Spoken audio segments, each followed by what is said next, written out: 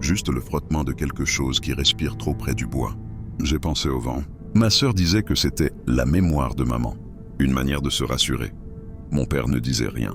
Il avait pris l'habitude de dormir sur le canapé, la télé allumée en sourdine sur des chaînes d'archives, le genre d'image qui bavarde sans rien dire. Puis les objets ont commencé à changer de place. D'abord des petites choses, un verre déplacé, une serviette sur la rampe, un tiroir entrouvert. On se disputait sur ces détails, persuadé que l'un de nous mentait. Mais mentir à quoi? À qui? Ce n'est qu'en ramassant un soir un bol tombé par terre que j'ai compris que rien n'avait été renversé. Il avait glissé, tout seul jusqu'au bord de la table avant de basculer, avec une lenteur délibérée. Je n'ai rien dit. Le silence, dans une maison qui tremble, devient vite un réflexe de survie. Quelques semaines après l'enterrement, mon père a repris le travail. Il est menuisier. Il travaille dans un petit atelier à 10 minutes de la maison. Il partait tôt, rentrait tard, l'odeur du pain collée à ses mains. Souvent, il s'arrêtait au café du coin, juste pour ne pas rentrer trop vite. Je crois qu'il redoutait le moment où la clé tournait dans la serrure et où la maison immédiatement reconnaissait sa présence. Un soir de novembre, la pluie tombait depuis 2 jours sans pause. La télévision grésillait. Ma sœur faisait ses devoirs sur la table. J'étais sur mon ordinateur. L'air sentait le linge humide et la soupe. J'ai entendu un tapotement léger comme des doigts sur la vitre. 3 coups, puis 3 autres. Pas violents, mais précis, insistants. On aurait dit qu'un enfant cherchait à attirer l'attention sans déranger. J'ai regardé, rien. Ma sœur aussi. La pluie faisait de longs filets sur les vitres. « C'est le vent », elle a dit. Mais le vent ne compte pas jusqu'à 3. Cette nuit-là, la pluie s'est arrêtée d'un coup. Le silence qui a suivi avait quelque chose de faux, de creux, comme dans une église après une messe. Mon père s'est levé pour fermer les volets. En revenant, il s'est arrêté au milieu du salon. « Qui a ouvert ça ?» Le tiroir du buffet, celui où il rangeait les papiers de maman, était ouvert. Dedans, les documents étaient en désordre, comme si une main les avait feuilletés. « C'est toi ?» a-t-il demandé. J'ai nié, ma sœur aussi. Il a refermé doucement, sans nous regarder. Et c'est à ce moment-là qu'on a entendu la voix. Une petite voix, très claire, fredonnante encore, quand on prit la bonne étoile. Mais cette fois, elle venait du grenier. Mon père a blêmi. Il a pris la lampe torche, a monté l'escalier sans bruit. Nous, on est restés en bas, à écouter. Chaque pas faisait gémir le bois. On aurait dit que quelqu'un montait en même temps que lui, mais de l'autre côté du plancher, dans la charpente. En haut, la lampe s'est allumée, a vacillé. Puis plus rien. Quand il est redescendu, son visage avait perdu toute expression. « Il n'y a rien », a-t-il dit. Mais sur son épaule, il y avait de la poussière noire, comme une suie grasse. Le lendemain, il a scellé la trappe du grenier avec des vis. « On n'y monte plus », a-t-il dit. Il disait ça calmement, comme on décide de ne plus utiliser une pièce humide. Mais depuis ce jour, on a commencé à sentir une odeur. Une odeur douce et rance à la fois, comme du papier brûlé ou du lait tourné. Elle sortait des murs du couloir, parfois du plancher du salon. Les soirs de vent, la lumière des lampes semblait osciller sans raison, comme si quelqu'un passait devant. Par moments, j'avais la certitude qu'on n'était plus seul, mais sans peur, plutôt une impression de cohabitation. Ce qui fait le plus peur, dans une maison hantée, ce n'est pas le bruit, c'est la familiarité. Le moment où vous cessez de distinguer vos gestes des leurs. Un après-midi, en rentrant du lycée, j'ai trouvé ma sœur dans le salon, immobile devant la table. Regarde, sur le plateau, au centre exact, il y avait une poupée de chiffon qu'aucune de nous ne possédait. Vieille, râpée, les yeux brodés à moitié décousus. C'est papa qui l'a mise là?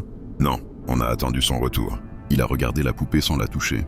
Vous l'avez trouvée où? Là. Il a haussé les épaules, l'a prise dans un sac plastique et l'a jetée à la poubelle. Le soir même, elle était de nouveau sur la table. Après ça, papa a changé. Il buvait plus. Il parlait seul, parfois en bricolant. Il disait qu'il fallait tenir bon, que même ça finirait par s'épuiser. Mais chaque nuit, la maison semblait plus pleine. On entendait des pas dans le couloir alors qu'on était tous au salon. Une fois, ma sœur a juré avoir vu une silhouette se pencher dans la cage d'escalier. Une autre fois, la porte d'entrée s'est ouverte toute seule, doucement, avant de se refermer avec un bruit mou, presque organique. Et puis il y a eu ce dimanche de janvier, celui que je n'oublierai jamais. Nous étions 3, encore une fois, à la maison. Papa préparait un café. Ma sœur était dans sa chambre. J'étais au salon. J'ai senti, avant de voir, comme une pression dans l'air, une vibration légère derrière moi. J'ai tourné la tête. Sur la table, quelque chose était accroupi. Une forme blanche, fine, le menton posé sur les genoux, les bras entourant les jambes. La tête se balançait doucement. Quand elle a relevé le visage, j'ai vu le sourire. Pas un sourire d'enfant, Un sourire posé, précis, presque satisfait. Et j'ai compris. Ce n'était pas un souvenir. Ce n'était plus maman. Ce n'était plus rien d'humain. J'ai crié. Ma sœur est descendue. La chose s'est dissoute dans l'air. Mais depuis ce jour, je sais qu'elle nous regarde. Elle vit dans la maison comme on vit dans un corps. Et nous ne sommes que les organes. Je crois que le moment où tout bascule n'est jamais spectaculaire. Ce n'est pas une explosion ni un cri. C'est un glissement minuscule, presque élégant, par lequel la réalité se détache de son propre poids. Chez nous, cela s'est produit un mercredi soir, vers la fin de l'hiver. La journée avait été lourde, grise, avec ce froid humide qui rend les murs presque vivants. Papa rentrait du travail plus tard que d'habitude. Il avait les mains sales, la barbe de 2 jours, les yeux vides. Il s'est assis dans la cuisine sans même enlever sa veste. « Tu as entendu, toi aussi ?» Je ne savais pas de quoi il parlait. Il a fixé la cafetière, puis a ajouté « Elle marche dans le grenier. Toutes les nuits. Et maintenant, elle descend. » La trappe du grenier était scellée depuis des semaines. Je l'ai rappelé. Il a hoché la tête. Oui. Mais les murs, eux, ne le sont pas. C'est cette nuit-là qu'il a décidé de faire face. Une expression ridicule. Mais je n'ai pas essayé de l'en dissuader. Il est monté à l'étage avec une lampe torche et un crucifix qu'il avait trouvé dans les affaires de ma mère. Ma sœur et moi, nous sommes restés en bas, collés l'une à l'autre sur le canapé. On a entendu ses pas dans le couloir, puis un bruit plus léger, comme si quelqu'un marchait derrière lui, pieds nus. « Papa ?» Pas de réponse. La lumière de sa lampe passait par la fente de la porte, oscillant comme si la main qui la tenait tremblait. Puis un choc, sec, bref, et le silence. Je me suis levé, incapable de rester immobile. Ma sœur a voulu m'en empêcher, mais je suis monté. Dans le couloir, l'air avait cette odeur métallique que je n'oublierai jamais. Un mélange de poussière chaude et de fer rouillé. La porte de la chambre de grand-mère était entr'ouverte. Je l'ai poussée. Mon père était là, debout, adossé au mur, les yeux grands ouverts vers le plafond. « Elle est là-haut », a-t-il murmuré. J'ai levé les yeux. Entre les poutres, une tache plus sombre que la nuit se mouvait lentement, presque paresseusement.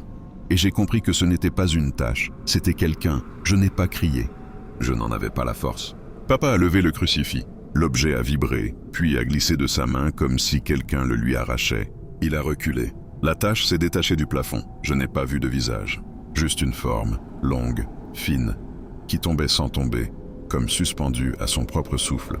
Quand elle s'est arrêtée à hauteur du lit, j'ai senti la température chuter.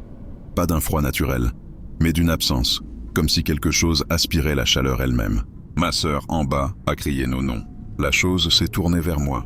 Et là, dans ce mouvement presque lent, j'ai perçu le contour d'un visage d'enfant, mais trop immobile, trop vieux, les yeux creusés, la bouche immense. Elle a souri.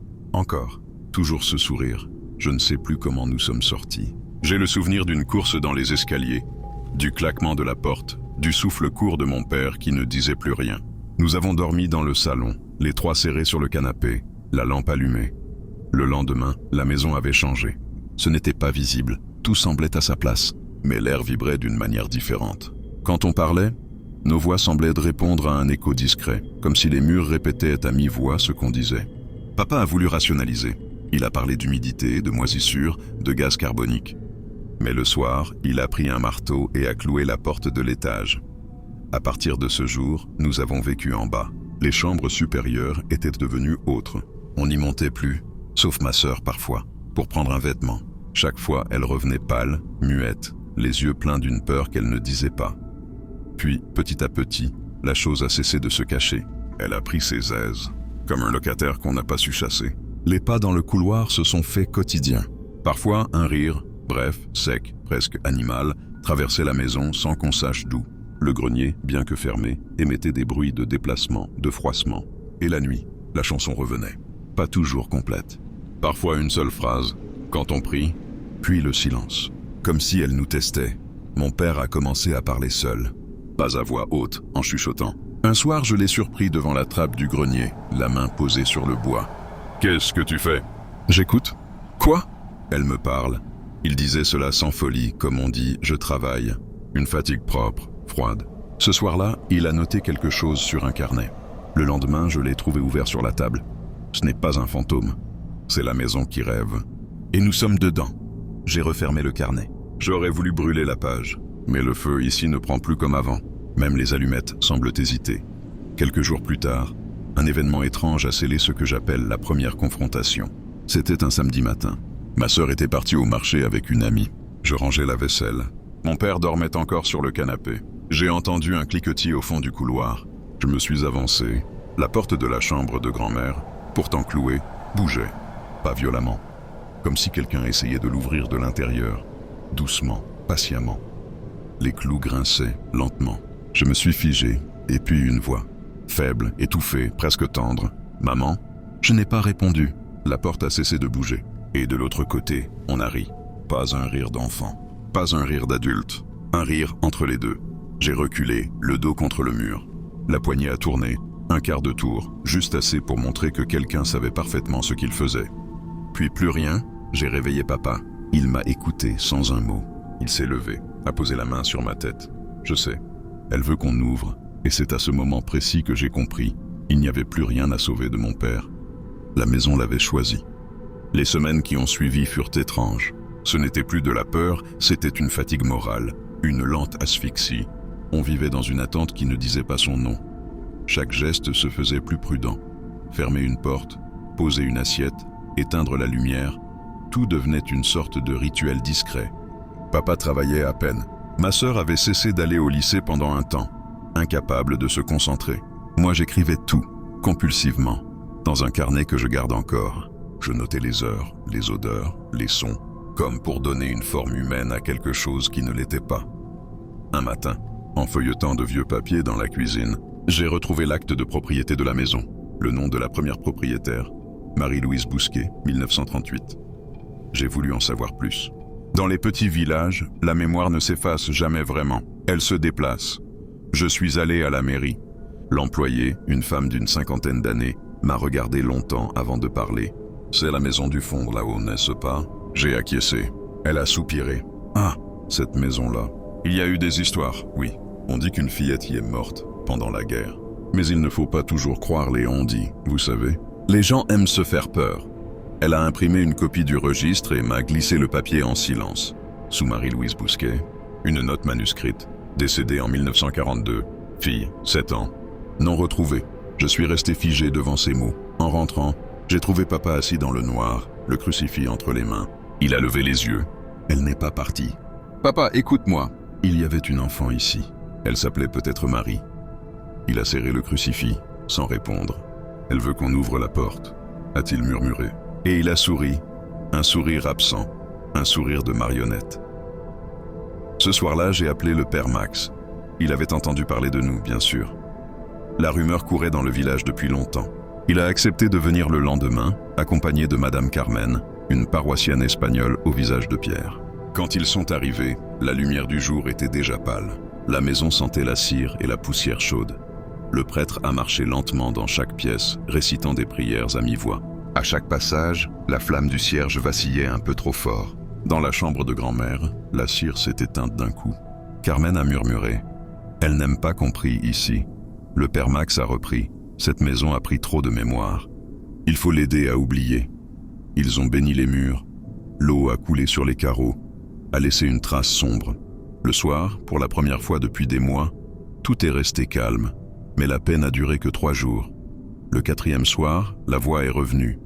Différente, plus grave, plus lente, presque adulte. Elle chantait une autre chanson que personne ne connaissait. Papa s'est levé du canapé, a ouvert la porte du couloir. « Tu l'entends ?»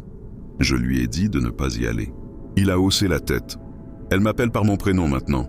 Je me souviens du bruit de ses pas sur le carrelage, du grincement de la poignée. Puis, le claquement sec d'une porte qui se ferme toute seule. Je l'ai retrouvé le lendemain, à l'aube, assis dans le jardin, pieds nus dans la rosée. Il avait passé la nuit dehors, sans manteau. « Je ne dors plus à l'intérieur », a-t-il dit simplement. Ma sœur, elle, avait recommencé à rêver. Des rêves très précis, comme des fragments de souvenirs qui ne lui appartenaient pas. Une fillette assise sur un tabouret, un mur de pierre, des rires d'hommes en uniforme. Et un puits, toujours le même puits. Elle se réveillait avec la gorge sèche, persuadée que la petite voulait lui montrer quelque chose. Carmen est revenue, seule, quelques jours plus tard.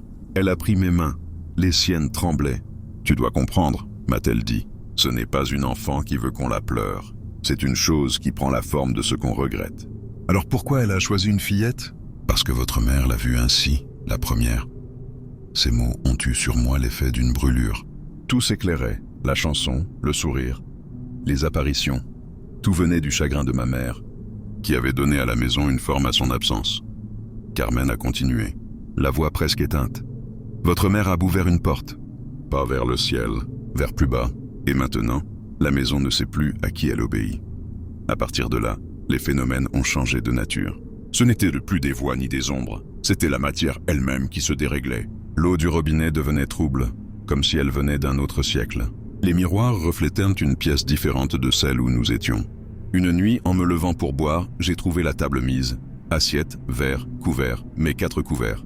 Nous n'étions plus que 3. Le lendemain, en rangeant, j'ai remarqué des petites empreintes de mains sur la vitre du salon, à hauteur d'enfant. Dehors, il avait plu toute la nuit, mais les empreintes étaient à l'intérieur. Je crois que c'est ce jour-là que j'ai compris que la maison n'était plus hantée. Elle habitait à travers nous. Un soir de tempête, alors que le vent hurlait dans les volets, on a entendu frapper à la porte. C'était Carmen. Trempée, le visage blême, elle tenait un sac plastique. « Ne la laissez pas seule ce soir », a-t-elle dit en me regardant. Elle a sorti une petite croix de métal, usée, noircie par le temps. « Elle appartenait à la fillette », a-t-elle murmuré. On l'a retrouvée au fond du puits, derrière l'église. Elle y était tombée en 42, pendant un bombardement. Sa mère, Marie-Louise, s'est pendue ici, dans votre grenier. Je ne sais pas si j'ai eu peur ou pitié. Carmen a posé la croix sur la table, puis m'a pris les mains. Ce qui est ici n'est pas l'enfant. C'est ce qui a pris sa place. Le vent faisait vibrer les vitres, et j'ai senti dans la maison une sorte de colère sourde. Les murs semblaient battre, comme un cœur de pierre. Carmen a voulu prier, mais avant même qu'elle ouvre la bouche, une voix d'enfant s'est mise à chanter derrière nous, très près, juste derrière la porte. Elle a continué, sans reprendre son souffle, jusqu'à ce que la lumière s'éteigne. Pendant quelques jours, tout s'est tu. Le vent s'est arrêté, la lumière a cessé de vaciller, et la maison a retrouvé ce silence feutré qu'ont les maisons trop vieilles pour croire encore au malheur. Nous avons cru à une trêve. Papa surtout avait l'air apaisé. Il parlait moins, dormait davantage, riait parfois. Il sortait même dans le jardin pour fumer, le visage tourné vers le soleil. Ma sœur disait « Tu vois, peut-être qu'elle est partie ». Je faisais semblant d'y croire, mais je savais que ce calme avait la texture d'un mensonge. Carmen repassait chaque dimanche, toujours discrète, avec ses flacons d'eau bénite et ses petites croix de fer. Elle priait à voix basse, les yeux ouverts, comme si elle guettait un signe. Le père Max, lui, n'était pas revenu. Il avait fait une chute, disait-on, en bénissant une ferme à 20 km d'ici. Une coïncidence peut-être, mais les coïncidences, depuis quelques mois, avaient une odeur suspecte. Un soir, alors que nous dînions, papa a posé sa fourchette. J'ai rêvé d'elle. Sa voix était calme, presque douce. Elle était assise au bord du lit, dans la chambre d'en haut. Elle me parlait, mais sans bouche. Elle me disait qu'elle ne voulait plus être seule. Il a souri comme un homme qu'on vient de consoler. Elle m'a remercié. J'ai senti ma gorge se serrer. « Tu ne vas pas y retourner ? » ?»« Pourquoi pas ? » Elle ne veut de mal à personne. Elle est triste, c'est tout. « Papa, écoute-toi. Tu dis la même chose que maman avant. » Il m'a interrompu d'un geste. Ta mère comprenait. Toi, tu refuses. Le lendemain, la trappe du grenier n'était plus scellée. Les clous gisaient au sol, tordus, rouillés. Personne n'avait entendu de bruit pendant la nuit. L'odeur est revenue la première. Ce mélange de cire brûlée, de linge humide et de quelque chose de sucré, comme du fruit en décomposition. Puis, les sons, un frottement contre les murs, des petits pas rapides, le souffle d'un enfant derrière une porte. La maison, peu à peu, s'est mise à respirer différemment. Les planches du sol semblaient se dilater, les murs transpiraient. Quand on fermait les yeux, on pouvait entendre un battement, un rythme sourd venu du fond des poutres. Carmen a parlé de siège. Elle n'essaie plus d'effrayer. Elle s'installe. Elle se nourrit de vous. Je ne comprenais pas ce qu'elle voulait dire, mais à mesure que les jours passaient, je sentais une fatigue étrange, comme si la maison pompait notre force à petites gorgées. Ma sœur dormait presque tout le temps. Papa, lui, parlait de plus en plus bas, comme pour ne pas déranger quelqu'un invisible. Une nuit, je me suis levé pour boire un verre d'eau. En passant dans le couloir, j'ai aperçu une lumière au plafond, un halo pâle qui bougeait doucement. Et puis, dans ce halo, une silhouette féminine, lourde, lente, massive. Une femme, pas la fillette, pas l'ombre fluide du grenier. Une femme énorme, les cheveux gris emmêlés, le visage indistinct. Elle marchait d'un pas traînant, et chaque pas faisait gémir la charpente. Je me suis figé, incapable de bouger. Elle s'est arrêtée au-dessus de moi. J'ai senti tomber quelque chose sur mon épaule. Une goutte, Quand j'ai levé la main, elle était poisseuse, tiède. Du sang? Non. Quelque chose de plus épais. Une matière qui n'appartient pas au corps humain. Le lendemain, le plafond du couloir portait une tache sombre, en forme de pas. La journée suivante, papa a changé de ton. Il parlait à la chose, ouvertement, comme à un membre de la famille. Il posait une assiette de plus à table. Il lui disait bonne nuit. Il affirmait qu'elle le protégeait. Carmen, en apprenant cela, a voulu revenir. Mais cette fois, quelque chose l'en a empêché. Elle m'a appelé le soir. Les oiseaux tournent au-dessus de chez vous. Je ne peux pas venir. Pas ce soir. Sa voix tremblait. Fermez les volets. Gardez la croix près de vous. Et surtout, ne répondez pas si elle vous parle. Cette nuit-là, la maison a changé de visage. Le bruit a commencé vers minuit. Un craquement lent, régulier, comme si quelqu'un faisait le tour des murs depuis l'extérieur, en traînant les doigts sur la façade. Puis un rire. Un rire d'enfant d'abord, clair, presque joyeux. Et juste après, un autre rire, plus grave, plus lourd, comme s'il venait d'un ventre épais. Les deux se répondaient, le rire du haut et celui du bas. Papa s'est levé, a pris la lampe torche. Elle jouait, a-t-il dit simplement. Je me suis levé à mon tour. Le couloir vibrait, les ampoules tremblaient dans leurs douilles.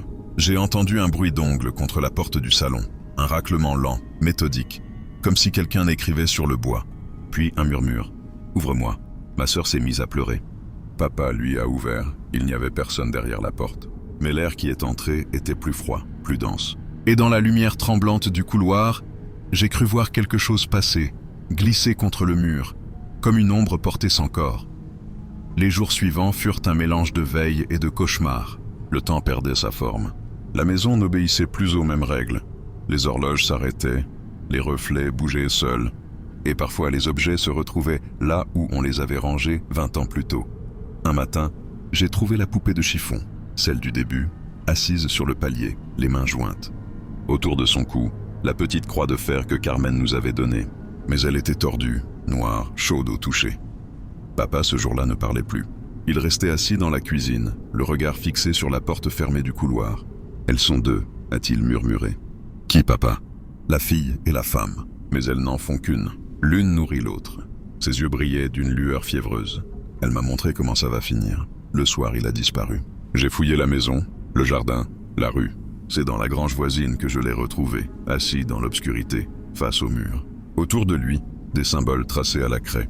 Au centre, un dessin d'enfant. Une maison, 3 silhouettes et un trou noir à la place du ciel. « Tu les vois, toi aussi ?» a-t-il chuchoté. « Qui ?» Celles qui attendent. Je n'ai pas répondu. Il m'a pris la main.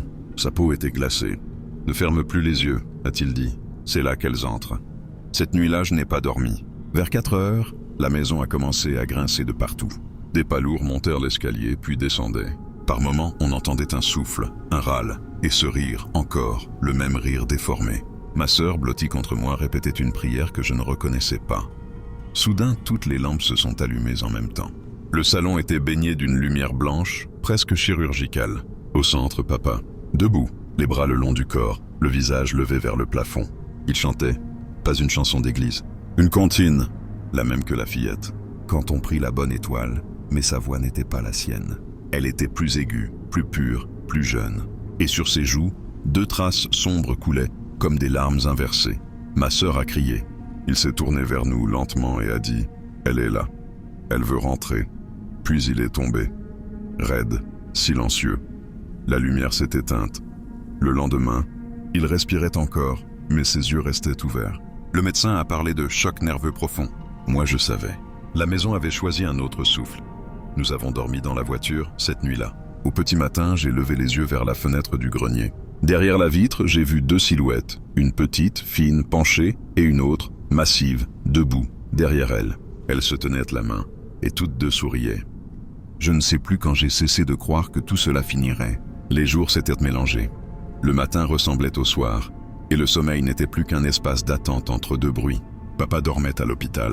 Ma sœur et moi vivions seuls dans la maison, trop fatigués pour partir, trop pauvres pour recommencer ailleurs. Au début, nous avions juré de ne plus y passer la nuit. Et puis, peu à peu, les affaires à trier, les papiers à signer, les objets à ranger nous y avaient ramenés. Les gens du village évitaient de parler de nous. Même Carmen ne montait plus. Elle déposait simplement un sachet d'eau bénite au portail, comme une offrande anonyme. La maison, elle, semblait plus calme, comme après un repas. Les premiers jours, j'ai cru qu'elle dormait, mais c'était nous, je crois, qui dormions à sa place. Une nuit, alors que je relisais le carnet de papa, j'ai remarqué une phrase soulignée. Le mal ne part pas, il change d'habit. Je n'ai pas compris tout de suite, mais en relevant la tête, j'ai vu ma sœur dans l'encadrement de la porte, immobile. Ses cheveux tombaient sur son visage, et dans la pénombre, quelque chose dans sa posture m'a glacé. « Tu vas bien ?» Elle n'a pas répondu. Puis, lentement, elle a levé la main, et j'ai vu qu'elle tenait la poupée de chiffon. « Elle m'a parlé », a-t-elle dit. Elle dit qu'on peut rester ici, toutes les deux, qu'elle veut que ce soit notre maison. J'ai bondi, j'ai voulu lui arracher la poupée, mais elle s'est mise à rire. Un rire d'enfant, clair, parfait, qui n'était pas le sien. J'ai reculé. « Donne-la-moi. » Elle a secoué la tête. Elle est gentille. Elle veut seulement qu'on n'ait plus peur. Et puis ses yeux ont changé. Pas de couleur, non, de présence. Comme si quelqu'un regardait à travers elle. « Tu ne l'entends pas ?» Je n'ai pas répondu. Elle a tourné la tête vers la porte du couloir, et j'ai entendu le bois gémir. Un souffle, d'abord loin, puis plus près, descendait lentement l'escalier. Je reconnaissais ce rythme. 2 pas d'enfant, un pas lourd derrière. Je n'ai pas réfléchi. J'ai attrapé ma sœur par le bras, l'ai tirée vers la sortie. Elle résistait, criait. « Tu lui fais mal. » Je ne me suis pas arrêté. La porte d'entrée refusait de s'ouvrir. La poignée tournait, mais rien ne bougeait. Et derrière nous, le plancher commençait à craquer, comme sous un poids immense. Alors, pour la première fois, j'ai parlé à la maison. Je ne sais pas pourquoi. Peut-être parce que c'était la seule chose qui nous écoutait encore. « Je t'en supplie, laisse-nous sortir. » Le silence a suivi. Puis, doucement, la poignée s'est abaissée toute seule. La porte s'est ouverte. Nous avons couru jusqu'à la route. L'air de dehors avait un goût de métal et de pluie. Je n'ai compris que plus tard que nous étions pieds nus. Nous avons dormi cette nuit-là chez mon oncle, le frère de maman. Le lendemain matin, je suis retourné seul à la maison. Je voulais récupérer des papiers, quelques vêtements. La clé tournait difficilement. À l'intérieur, tout semblait intact, trop intact. Le silence avait repris sa place. Ce silence saturé qu'on retrouve dans les églises vides. Sur la table, la poupée était là, posée au centre. Mais elle n'avait plus de croix. À la place, un ruban de cheveux bruns, les miens. J'ai senti mes jambes trembler. J'ai reculé jusqu'à heurter la porte. Et dans ce léger mouvement, j'ai entendu un bruit que je ne connaissais pas encore, le battement d'un cœur. Pas fort, pas rapide. Un battement lent, profond, régulier, venu des murs. J'ai compris alors que la maison n'était pas vide. Elle était le cœur. Et nous n'avions fait qu'y circuler, comme du sang dans ses veines. Je suis sorti sans rien emporter. Depuis ce jour, je n'y suis jamais retourné. Papa est mort 2 mois plus tard, sans avoir jamais repris conscience. Ma sœur vit chez notre tante à Béziers. Elle dort avec la lumière allumée. Moi, j'ai déménagé loin, vers le nord. Une autre région, une autre maison. Mais certaines nuits, quand tout s'arrête, j'entends une chanson à peine murmurée. Quand on prie la bonne étoile, je me dis que ce n'est rien. Que ce n'est qu'un souvenir. Et pourtant, parfois, j'ai l'impression que les murs respirent à mon rythme. Qu'ils m'écoutent, qu'ils attendent. Il n'y a pas eu de fin, pas de feu, pas d'exorcisme. Il n'y a que le silence et le fait de savoir que certaines maisons ne disparaissent pas quand on les quitte. Elles vous suivent, doucement, patiemment, jusqu'à trouver une nouvelle manière d'ouvrir leurs portes. Et moi, chaque fois que j'entends frémir la fenêtre, je me surprends à murmurer presque tendrement. Je sais, je suis là.